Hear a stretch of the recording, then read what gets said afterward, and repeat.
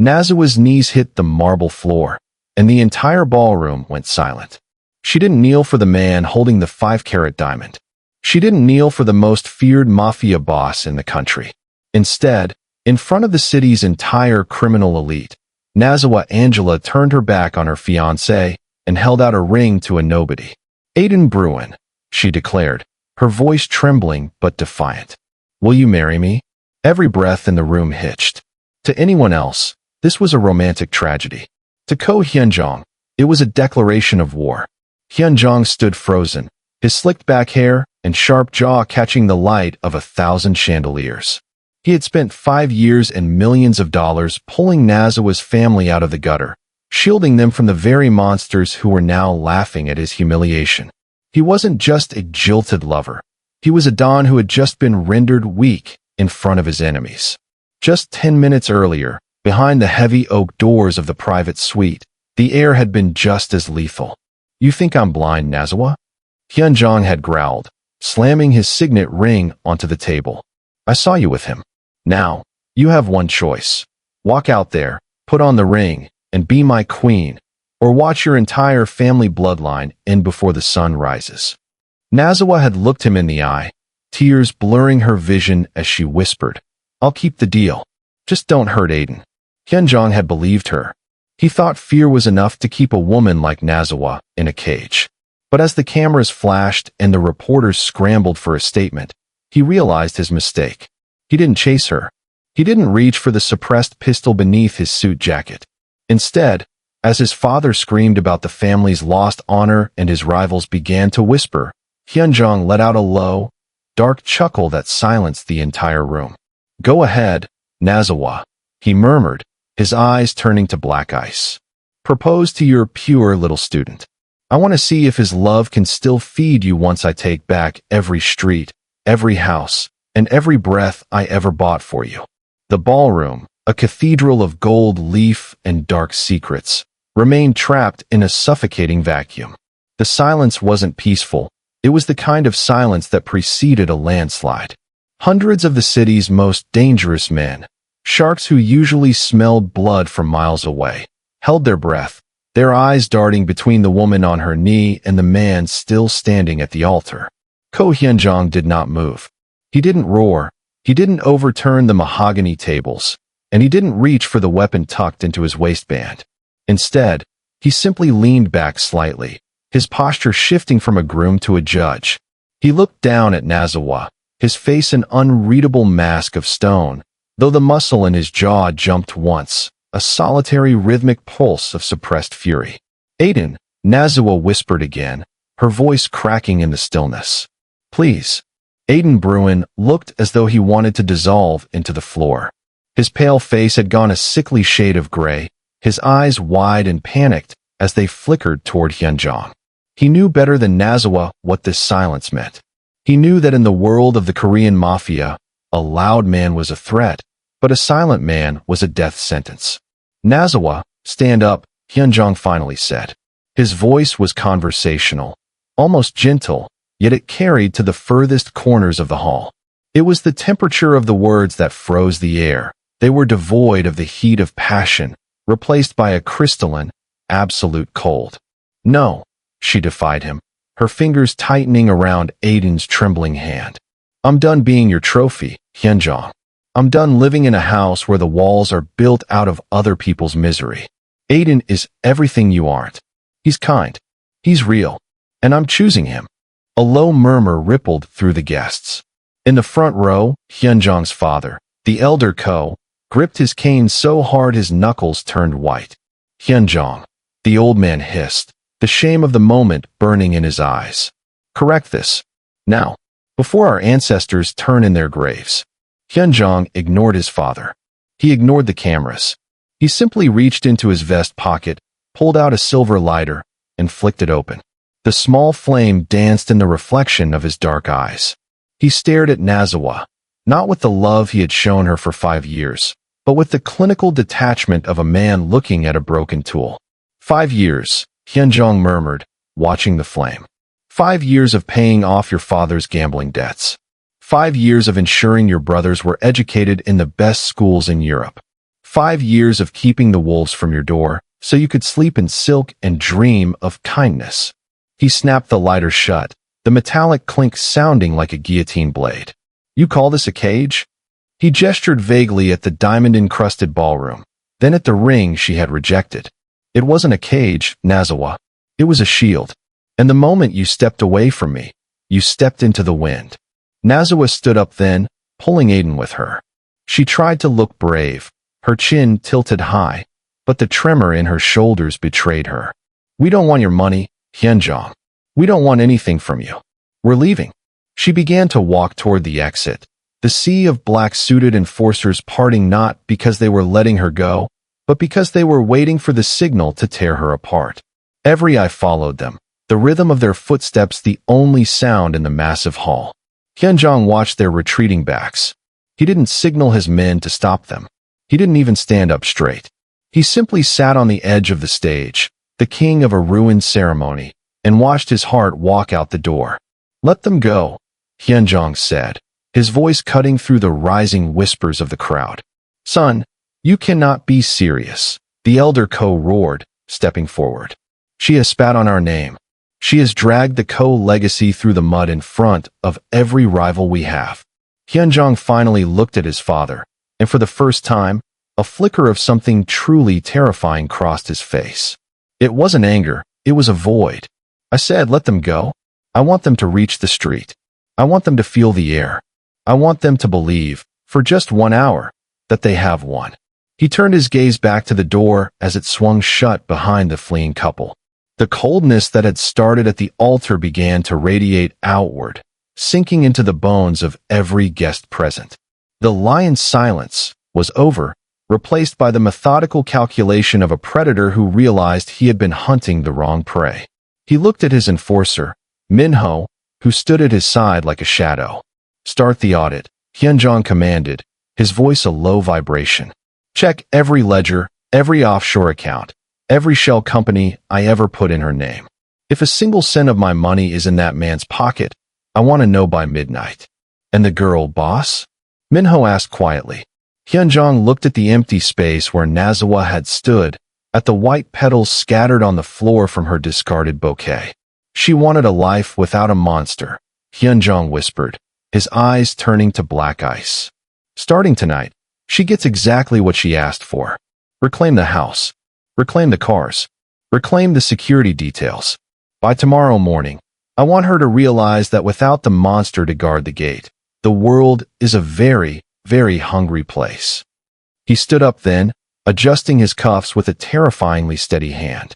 The engagement was over, the love was dead, and the CEO of the underworld had returned. The betrayal was deep, but his retribution would be deeper. He walked off the stage, leaving the elite of the city in his wake, the silence of the lion finally replaced by the sharpening of claws.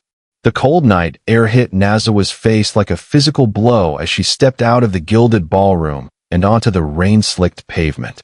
Behind her, the heavy mahogany doors of the Ko estate groaned shut, muffling the chaotic roar of the shocked elite. To her, that sound was the closing of a prison cell. To Aiden, who hurried beside her with his head ducked low, it sounded like a death knell. We did it, Nazziwa whispered, her breath hitching in a mixture of terror and exhilaration. She gripped Aiden's hand, ignoring the way his palm felt cold and damp against hers. Aiden, we're finally free. No more blood money, no more shadows. We can start a simple life. Just you and me. Aiden didn't look back at the fortress they were leaving. His eyes were fixed on the black sedan waiting at the curb, a car Nazziwa had bought months ago with a secret emergency fund Hyun-jong had set up for her. We need to get to the city, Angela. We need to get lost before he changes his mind. Inside the sleek interior of the car, Nazziwa pulled a small, elegant tablet from her designer clutch. She opened a private banking app, her eyes reflecting the soft blue glow of the screen. I have enough transferred to the offshore account to get us a house in the countryside. Maybe even a small business. He won't find us there. She watched the loading bar spin, a small smile of victory playing on her lips. She felt like she had outsmarted the devil himself. What she couldn't see was the ghost in the machine. Miles away, In the soundproof command center of the co-headquarters, the atmosphere was clinical and deadly. 3 monitors pulsed with cascading lines of emerald code.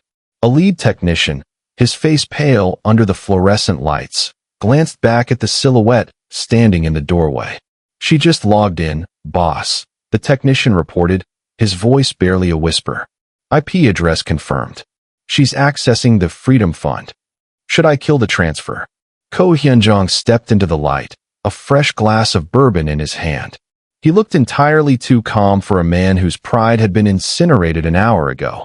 He watched the screen where a red dot pulsed over a digital map of the city, Nazziwa's car, moving south. Below the map, a live feed of her banking activity scrolled by. "No," Hyun-jong murmured, his voice a low, terrifying vibration. "Let her have it. Let her see the numbers in her account. Let her feel the weight of every cent. I want her to believe she has the means to survive without me." He took a slow sip of the bourbon, his eyes tracking the red as it moved toward a mid-range hotel on the outskirts of the district. Beside the banking window, another data stream opened, Aiden Bruin's personal history. It was a messy web of high-interest loans, offshore gambling sites, and desperate emails to anonymous shell companies. "Every penny she spends is a breadcrumb," Hyun-jong continued, his gaze darkening. "I want to know the moment she buys a coffee. I want to know the brand of the sheets they sleep on. She thinks she's trading a bloodstained cage for a simple life. She has no idea that in my world, there is no such thing as a clean break."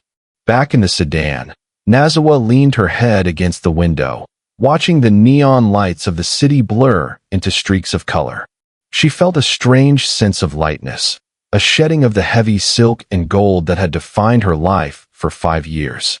She reached out and touched the simple silver band she had tucked into her pocket, the one she had used to propose to Aiden. It was cheap, bought from a street vendor, and it represented the pure love she craved. "I'm going to change my name," she told Aiden, her voice full of hope. "We'll get jobs. Real jobs. I don't care if I have to scrub floors, as long as I don't have to look at another ledger of protection fees." Aiden nodded absently, his eyes glued to the rearview mirror. "Yeah, real jobs. That sounds great, Angela." He shifted uncomfortably in his seat, his hand surreptitiously checking his own phone. He saw a notification flash, account overdrawn. Immediate payment required. His eyes darted to Nazziwa's tablet, where the balance showed millions. In the co-command center, a new alert chimed. The technician pointed to a secondary window. "Boss, the other man just tried to ping an encrypted server. He's checking to see if the first installment of his finder's fee hit his private wallet." Hyun-jong leaned over the technician's shoulder, his shadow falling across the monitors like a shroud. A cold, predatory smirk touched his lips. He watched as the software logged Aiden's attempt to siphon a small portion of Nazziwa's freedom money into a hidden account to cover a gambling debt. "He's already stealing from her," the technician noted, sounding almost impressed by the man's audacity. "Of course he is," Hyun-jong replied, his voice devoid of surprise. "He's a rat. And rats don't know how to do anything but gnaw at what's in front of them." He stood up straight, adjusting the gold signet ring he had reclaimed from the ballroom floor. "She wanted to know the truth about the world. She wanted to live without my interference. Fine. Let her pay for her freedom with the very money she claims to despise. Let her discover, piece by piece, that the man she chose is a hollow shell." As the red dot on the map came to a halt at a nondescript hotel, Hyun-jong turned away from the screens. The hackers continued their silent work, tracing every digital heartbeat, every swipe of a card, and every desperate text message. Nazziwa thought she had escaped into the dark, but the dark was Hyun-jong's home, and he was simply letting her run until the leash snapped taut. "Keep the tap open," Hyun-jong commanded as he walked toward the door. "I want her to feel safe. I want her to feel happy, because the higher she climbs on this ladder of lies, the more beautiful the sound will be when she finally hits the ground." The morning sun felt like an intruder as it filtered through the thin, dusty curtains of the suburban motel. For Nazziwa, the cheap polyester sheets and the faint smell of industrial cleaner were supposed to be the sense of liberty. She sat at the small, wobbly desk, her heart racing with a quiet excitement as she opened her laptop. This was the moment she would finalize the transfer to their new, untraceable life. "Aiden, come look," she called out softly, her voice bright with a hope she hadn't felt in years. "The real estate agent in the valley sent the contract. Once I move the funds from the Angela Foundation account, the cottage is ours. We'll be moved in by sunset." Aiden emerged from the cramped bathroom, rubbing a towel over his face. He looked haggard, his eyes darting toward the door every time a car pulled into the parking lot. He stood behind her, his breath hitching as he watched her finger hover over the confirm transfer button. Nazziwa clicked.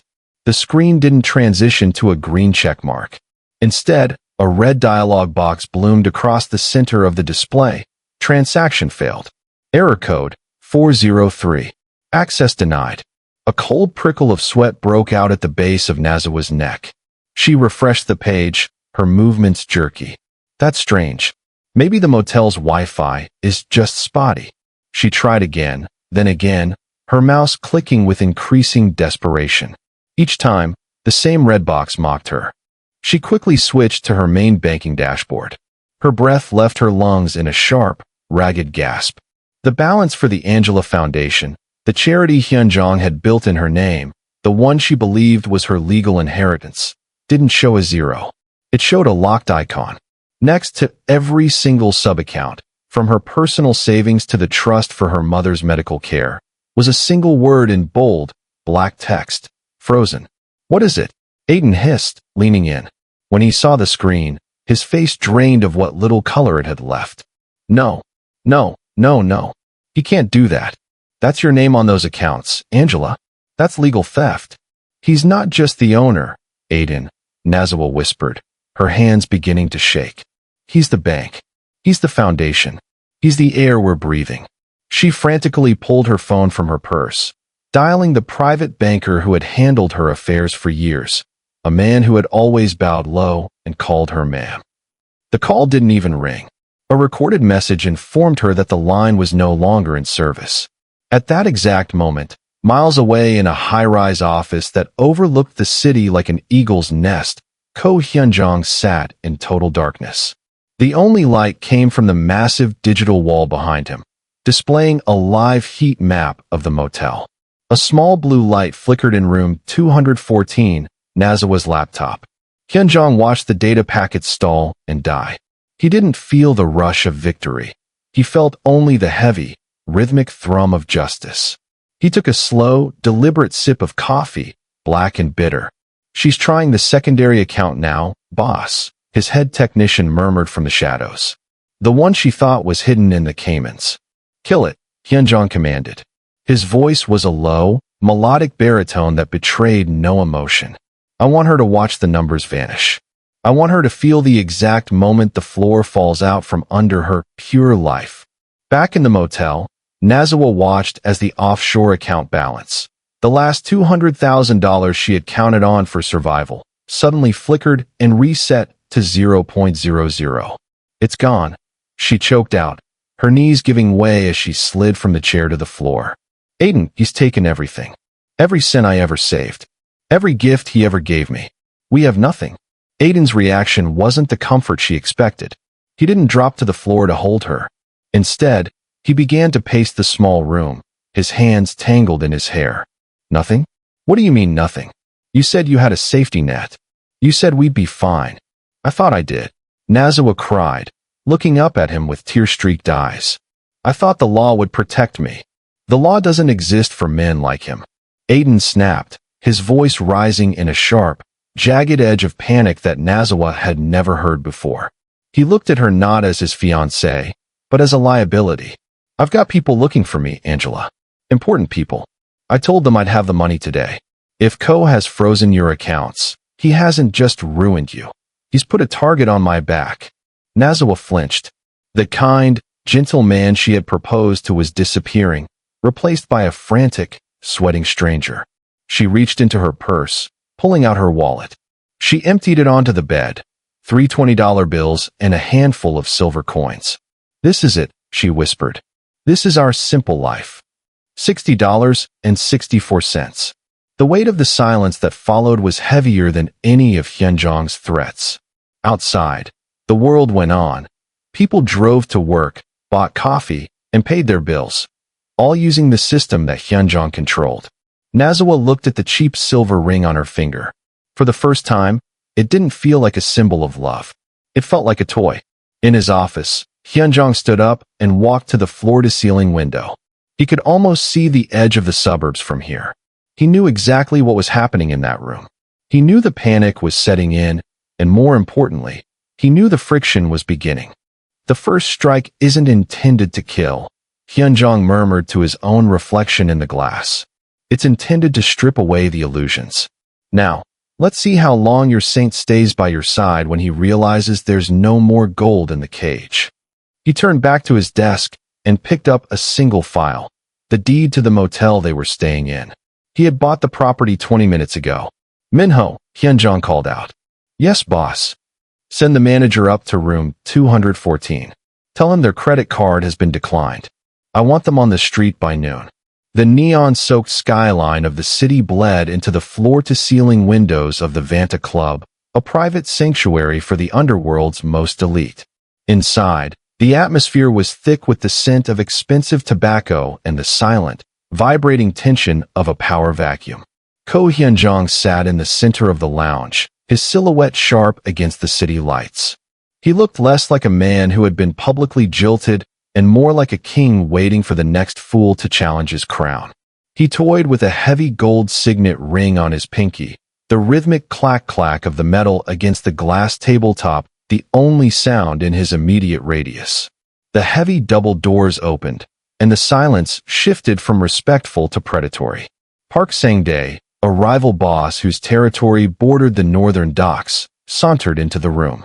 He was flanked by two hulking men, his face twisted into a grin that didn't reach his cold, greedy eyes. Sang-dae had been waiting for a moment of weakness in the Ko Empire for a decade, and he believed the morning's headlines had finally delivered it. Hyun-jong, Sang-dae called out, his voice booming with a false, oily warmth. He didn't wait for an invitation before dropping into the leather armchair opposite the dawn. I heard the news. Truly, my heart bleeds for you. To be tossed aside for a boy who looks like he couldn't handle a butter knife? It's a tragedy that's the talk of every backroom in the province. Hyun-jong didn't look up. He didn't even stop the rhythmic clicking of his ring. Is there a point to this, Sang-dae? Or did you just come to audition for the role of my court jester? Sang-dae's grin faltered, his eyes hardening. He leaned forward, resting his elbows on the table. The point is that a leader who cannot control his own woman cannot expect to control the docks.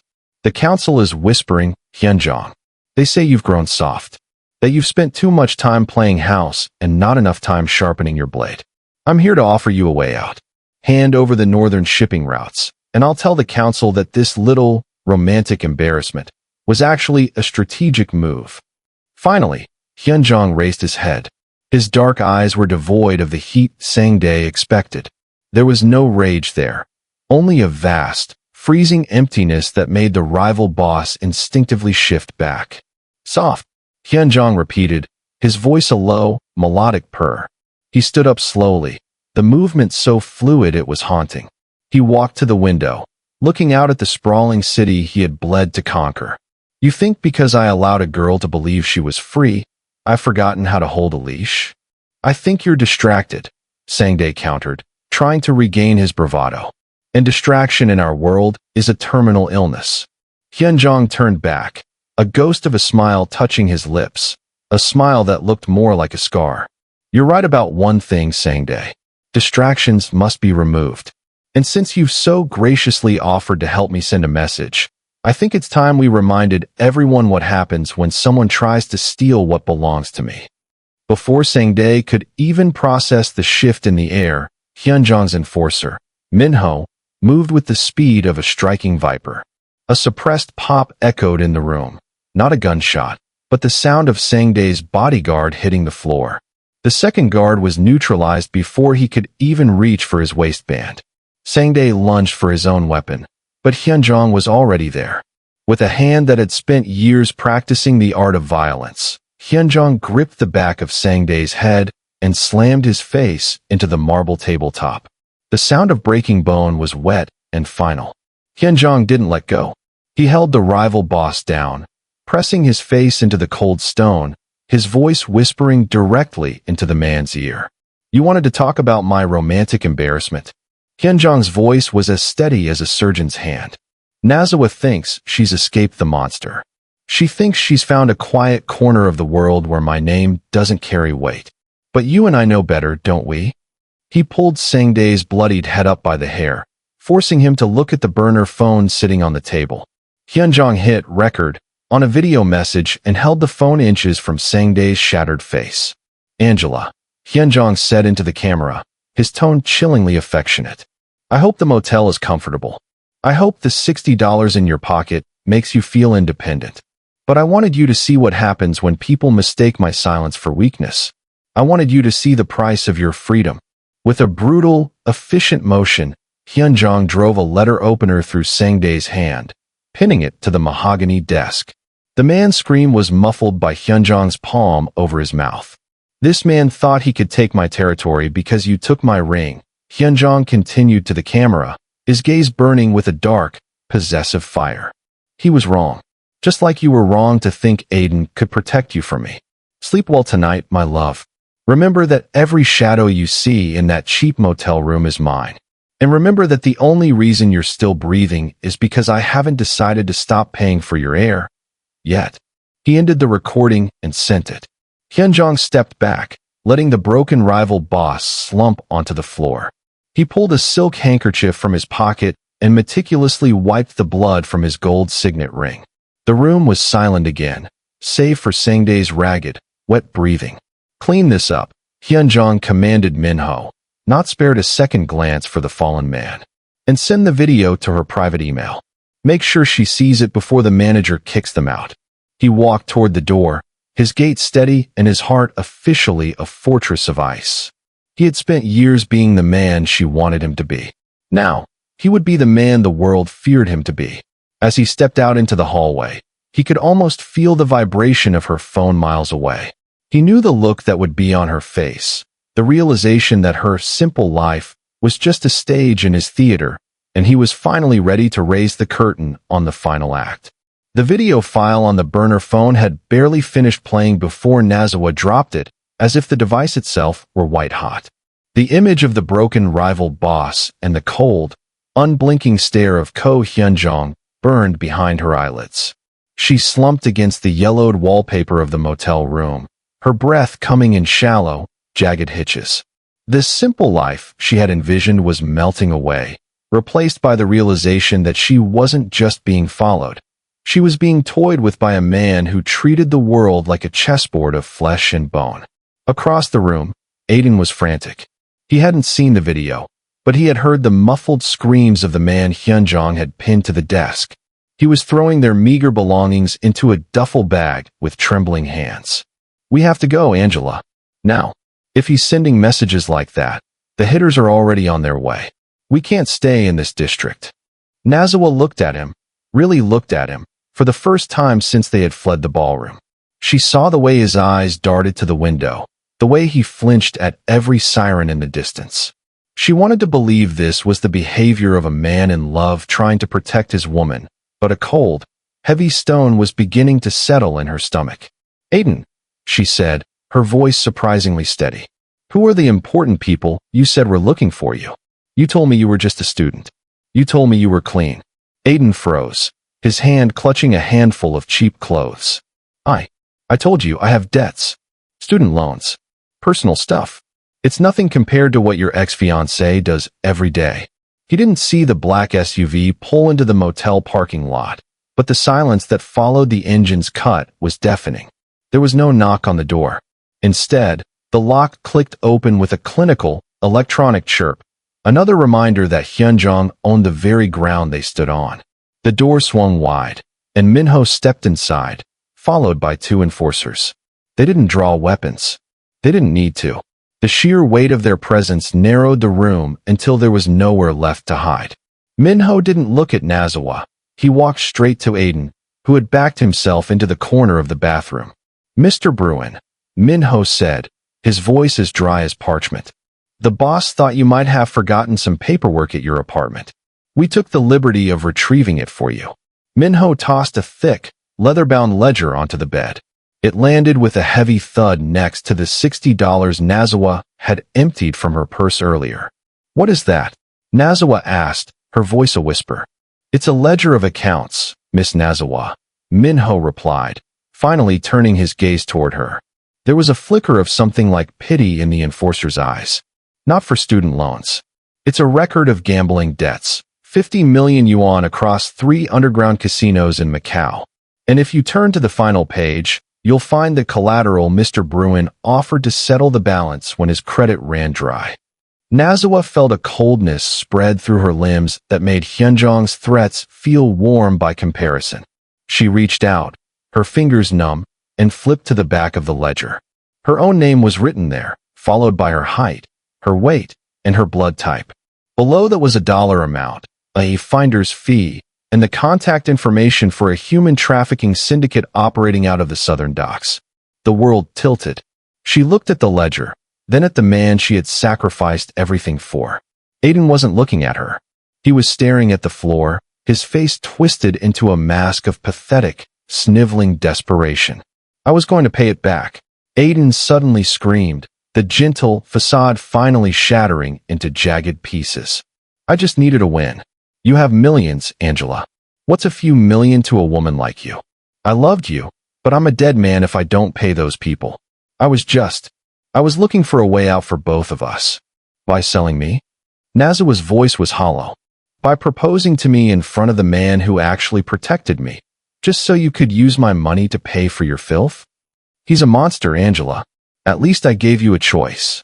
Aiden spat, his cowardice turning into a venomous defense. Minho stepped forward, his hand moving with a blurred efficiency.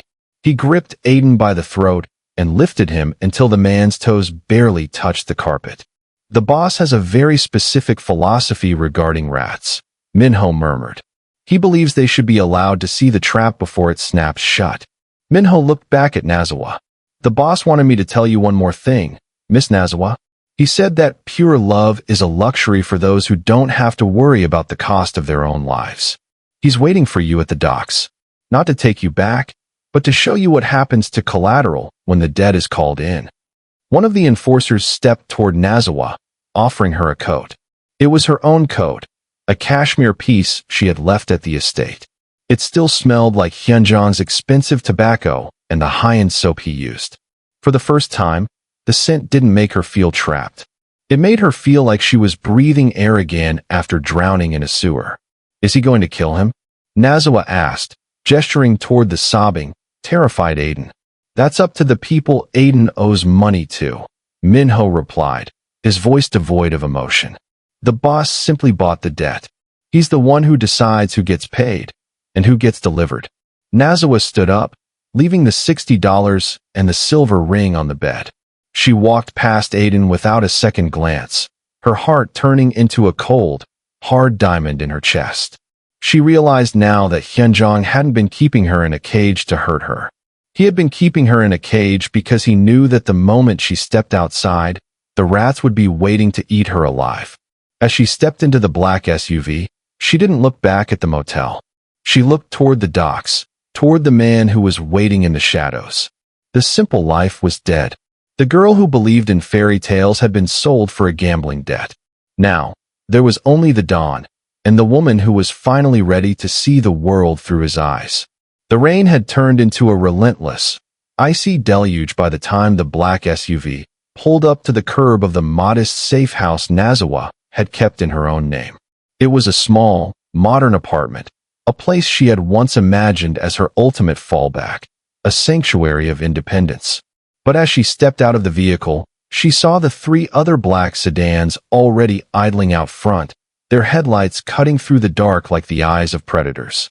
Minho opened the front door with a master key, his expression as flat and cold as the marble in Hyun-jong's foyer. Nazziwa stepped inside, her heart hammering against her ribs. The apartment was already being dismantled. Men in black suits moved with mechanical efficiency, packing away the high-end electronics, the Italian leather chairs, and even the abstract paintings she had spent weeks selecting. "What are you doing?" Nazziwa asked, though the answer was already unfolding before her. "This house was a gift. He gave this to me." "The boss didn't give you a house, Miss Nazziwa," Minho replied, not looking up from a clipboard. "He provided you with a lifestyle. A lifestyle that was contingent on your position as the future queen of the Ko family. Since you've abdicated that throne, the assets must be reallocated." He gestured toward the bedroom. "Everything goes. The lease has been terminated. The utilities will be cut in 10 minutes. And the contents of that closet are currently being inventoried as company property." Nazziwa rushed into the bedroom, stopping dead in the doorway. Two men were systematically clearing her walk-in closet. The silk gowns, the hand-stitched blazers, the rows of designer heels, items that cost more than a common worker earned in a decade, were being folded into industrial crates. "You can't take my clothes," she cried, grabbing a velvet jacket from a crate. "I need to dress. I have nothing else." Minho appeared behind her, his shadow stretching across the room. "You have exactly what you brought with you 5 years ago, Nazziwa. Everything else belongs to the man you called a blood-stained cage. If the cage is gone, so is the gold." He signaled to one of the men, who stepped forward and held out a small plastic bag. Inside was a faded, oversized gray hoodie and a pair of worn-out denim jeans. Nazziwa felt a cold shiver of recognition. They were the rags she had been wearing the night Hyun-jong found her outside her father's burning shop.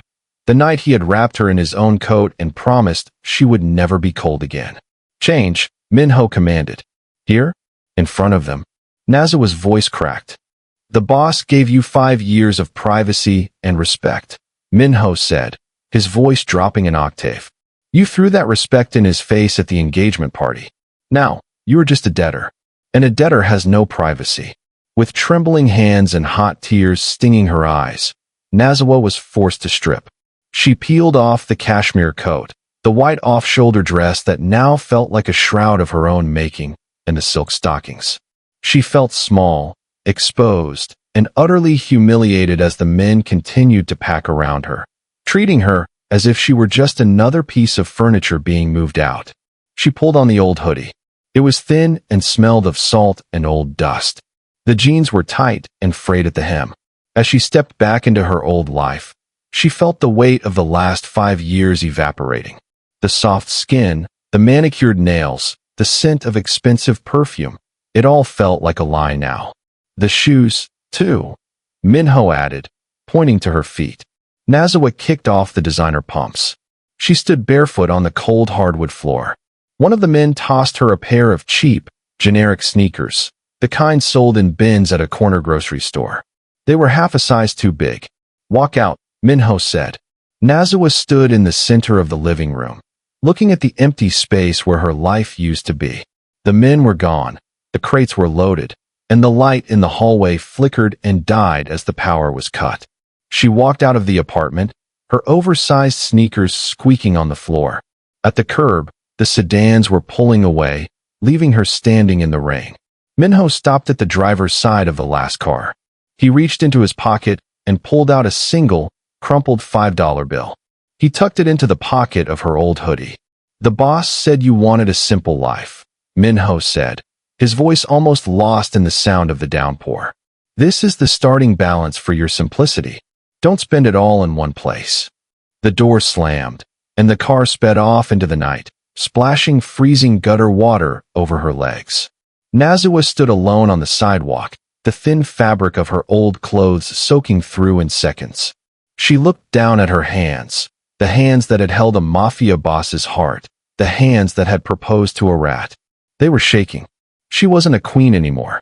She wasn't even a fiancé. She was just a girl in the rain, wearing the rags of a ghost, realizing that when Hyun-jong took back his world, he didn't just take the money. He took her skin. He took her soul. And as she started to walk down the dark street, her oversized shoes dragging on the pavement, she finally understood. The cage wasn't just to keep her in. It was the only thing that had kept the cold out. The docks were a graveyard of rusted steel and salt-crushed dreams, illuminated only by the rhythmic, cold flash of a lighthouse and the skeletal glow of the industrial floodlights. Nazziwa's oversized sneakers splashed through oily puddles as she approached the edge of Pier 9. The thin fabric of her old hoodie was plastered to her skin, and her teeth chattered so violently she had to bite her lip to keep from crying out. There, standing at the very edge of the concrete pier, was the silhouette she knew better than her own reflection. Hyun-jong stood with his back to her, watching a massive cargo ship disappear into the fog of the horizon. He wasn't wearing a coat. He stood in his black dress shirt, the sleeves rolled up to reveal the ink that crawled up his forearms, looking entirely unaffected by the freezing rain. "Hyun-jong," she called out, her voice thin and raspy. He didn't turn. "You're late, Nazziwa. But then, you've always had a problem with timing." She stopped a few feet behind him, the smell of the sea and his expensive tobacco swirling together. "Please, I know I have no right to ask you for anything. You took the house, the clothes, the money. You took it all, and I deserve that. But Aiden, they took him, Hyun-jong. Minho said you bought his debt. Please, don't let them kill him. He's not like you. He won't survive a night in those holes." Finally, Hyun-jong turned. His face was a mask of absolute, terrifying serenity. He looked at her, shivering, soaked, dressed in the rags of her poverty, and for a second, a flash of something ancient and pained crossed his eyes. Then, it was gone, replaced by the black ice. "You're still protecting him," Hyun-jong murmured, taking a slow step toward her. "Even after I showed you the ledger. Even after you saw your name written down as collateral for a gambling debt. You come here, to me, to beg for the life of a man who put a price tag on your soul." He was desperate. Nazziwa cried, the tears finally breaking through. "He's a weak man, Hyun-jong. He was scared. He's not a monster like you. He made a mistake. Please, if you ever loved me, just let him go. I'll do anything. I'll leave the city. I'll never see you again." Hyun-jong let out a short, jagged laugh that sounded like breaking glass. "Anything? You'd give me anything for him?" The irony is staggering, Nazziwa, because while you were walking through the rain to beg for his life, he was sitting in a soundproof room trying to negotiate yours. He reached into his pocket and pulled out a sleek, black smartphone. He didn't hand it to her. He held it up, the screen glowing bright against the darkness of the docks. "This was recorded 20 minutes ago," Hyun-jong said, "while you were still at the safe house, losing your shoes." He hit play. The audio was crisp, despite the background noise of a running engine. Nazziwa saw Aiden, his face bruised, his hair a mess, but his voice sharp with a frantic, greedy energy. He wasn't crying anymore. He was leaning across a table toward a man whose face was obscured by shadows. "Look," Aiden's voice came through the speakers, sounding oily and desperate. "The co-girl is useless to me now." Hyun-jong froze the accounts. "But she still has the codes to his private server. She knows his travel routes. I can get her to talk. If you wipe my debt with the Sunny Syndicate, I'll deliver her to your warehouse tonight. She's worth way more to you as a bargaining chip against Co than she is to me as a wife. Just give me a head start and 10,000 for a flight out. That's a steal for a woman of her caliber, right?" The video ended with Aiden laughing, a high, nervous sound, as he reached out to shake the shadow man's hand. The phone slipped from Hyun-jong's hand, but he caught it by the strap before it hit the ground. He looked at Nazziwa, whose face had gone a grayish, ghostly white. She looked as though she had been emptied of every drop of blood in her body. "He didn't just sell you once, Nazziwa," Hyun-jong said, his voice dropping to a whisper that cut deeper than the wind. "He was selling you in installments. He was waiting for the moment your value to him outweighed his love for you. And it took exactly 4 hours of being broke for him to find that moment." Nazziwa felt the world spinning. The pier seemed to tilt beneath her feet. The man she had knelt for, the man she had called pure, had been bartering her safety for $10,000 and a plane ticket while she was prepared to die for him. "Where is he?" she whispered, her voice barely audible over the crashing waves. Hyun-jong stepped closer, so close she could feel the heat radiating from his body. He reached out and tucked a wet strand of hair behind her ear, his touch surprisingly tender, which made the horror of the situation even worse. "He's exactly where he belongs," Hyun-jong said. "I didn't let the Sunhee syndicate take him. I didn't want him to have the satisfaction of a quick end. I handed him over to the men he owes 50 million to, and I told them that the Ko family no longer has any interest in his well-being." Nazziwa looked into Hyun-jong's eyes and saw the truth. She had stepped out of the blood-stained cage only to realize the entire world was a slaughterhouse, and she had handed the knife to her own executioner. "You wanted mercy?" Hyun-jong asked, his hand lingering on her cheek. "This is my mercy, Nazziwa. I let you see him for exactly what he is.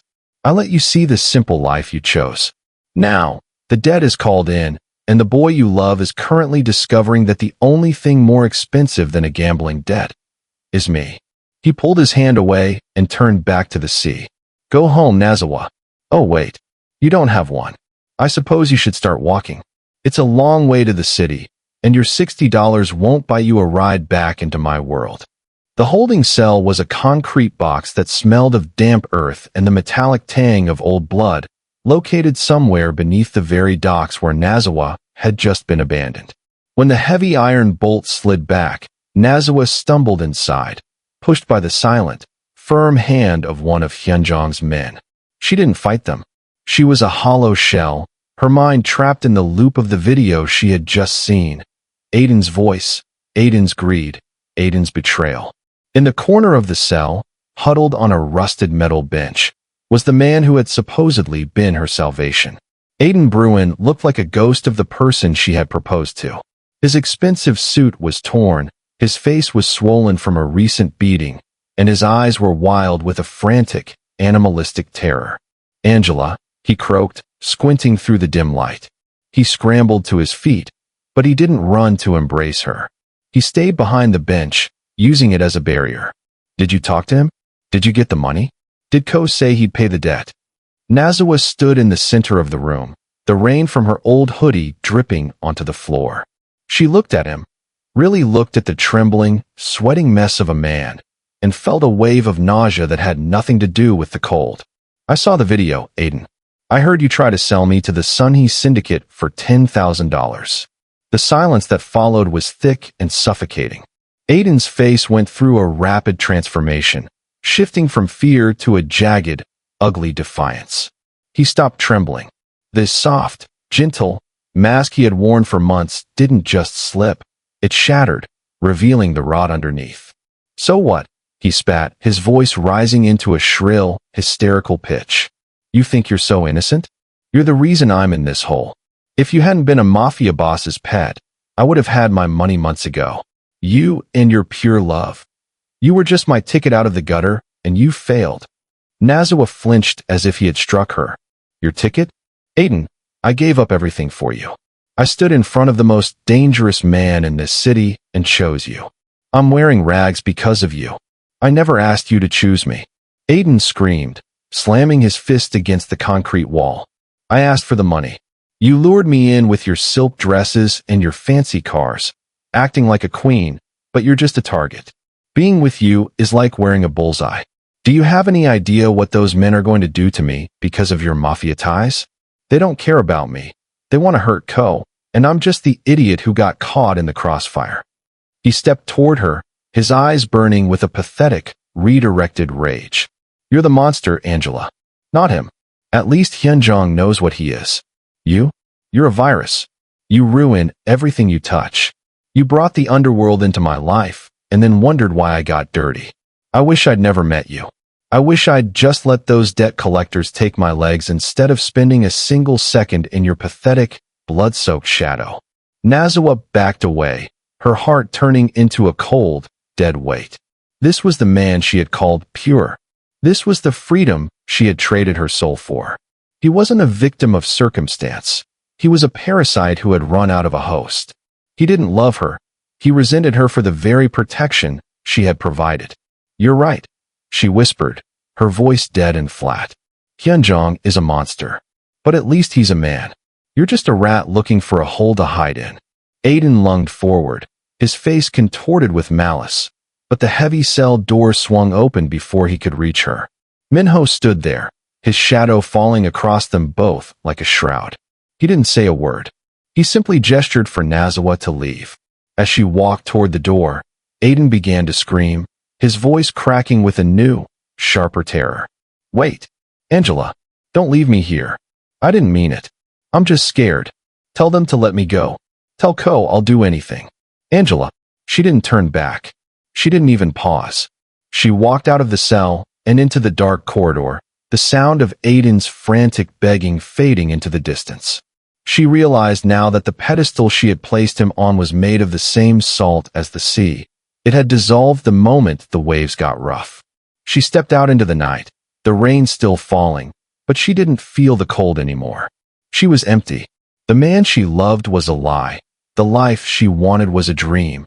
And the only person left in her world was the man who had told her exactly how this would end. The simple life was over. The pure love was a gambling debt.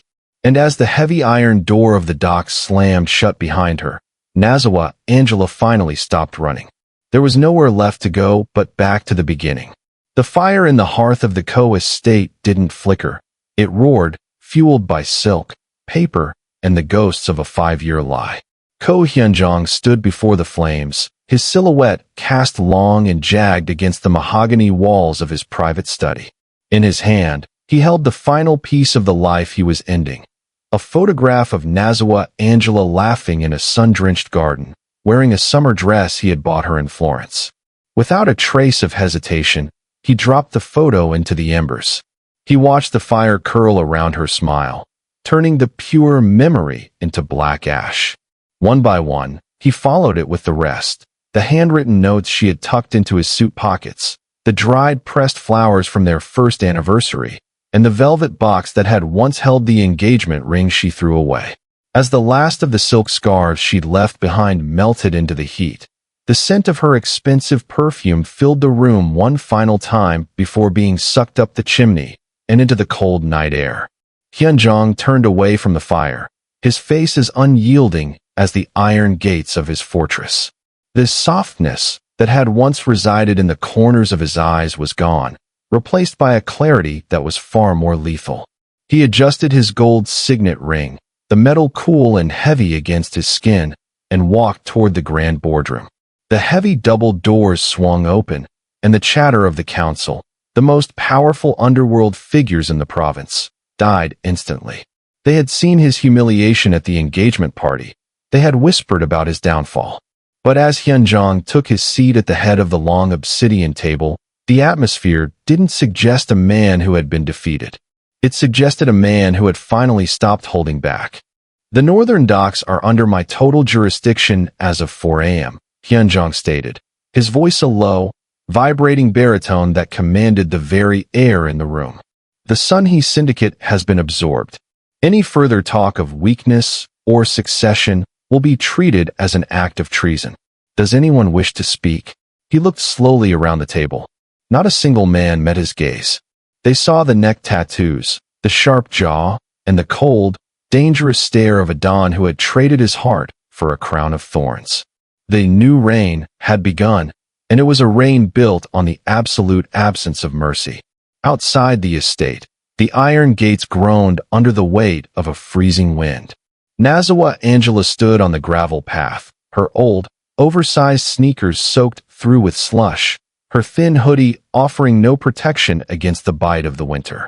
She looked up at the glowing windows of the mansion, the cage she had claimed to hate, the monstrous sanctuary she had fled. She reached out, her fingers numb and blue, and gripped the cold bars of the gate. Hyun-jong, she screamed, her voice breaking against the wind. Hyun-jong, please, open the gate. I was wrong. I didn't know. I didn't know what it was like out here. The security cameras swiveled silently, their red eyes tracking her every movement. She knew he was watching. She knew he could see her shivering, her spirit broken by the reality of this simple life, and the betrayal of the man she thought was her savior. She sank to her knees in the dirt, the same way she had knelt for Aiden, but this time, there was no defiance. There was only the desperate, agonizing realization that the monster she had feared was the only person who had ever truly kept her safe. Please, she sobbed, pressing her forehead against the freezing metal. I'll stay in the cage. I'll never leave again. Just let me back in. Inside the boardroom, a small monitor on the table flickered with a live feed of the front gate. Hyun-jong didn't even glance at it. He was busy signing a death warrant for a traitor, his pen moving with a terrifying, steady hand. Boss, Minho whispered, leaning down. She's still out there. The temperature is dropping. She won't last the night in those clothes. Hyun-jong paused, the tip of his pen hovering over the paper. For a fraction of a second, the ghost of the man who had wrapped her in his coat 5 years ago flickered in his eyes. Then, he remembered the ring hitting the floor. He remembered the look of love she had given a rat while the whole world laughed at his expense. Then let her learn the value of the heat she threw away, Hyun-jong said, his voice as flat and final as a tombstone. He didn't order the gates to open. He didn't send a coat. He simply stood up, finalized the execution order, and walked out of the room, his footsteps echoing through the silent halls of his empire.